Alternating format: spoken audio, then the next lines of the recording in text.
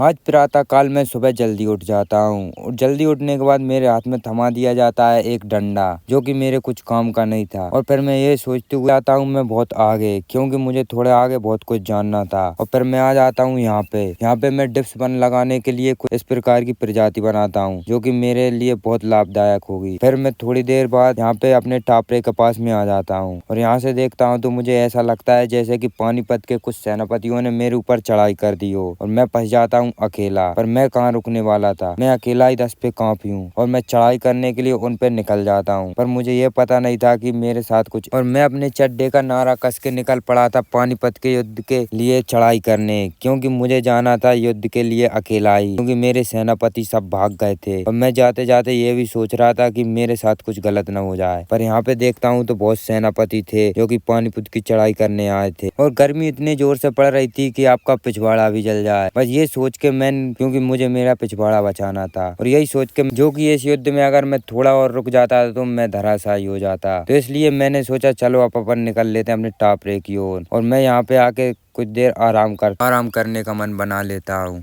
और मैं टापरे के पास पहुँच के थोड़ा आराम करने की सोच ही रहा था, तब तक मुझे आ जाता है कॉल कि घर पे आना। मिलता हूँ नेक्स्ट ब्लॉग में, आज के लिए इतना ही।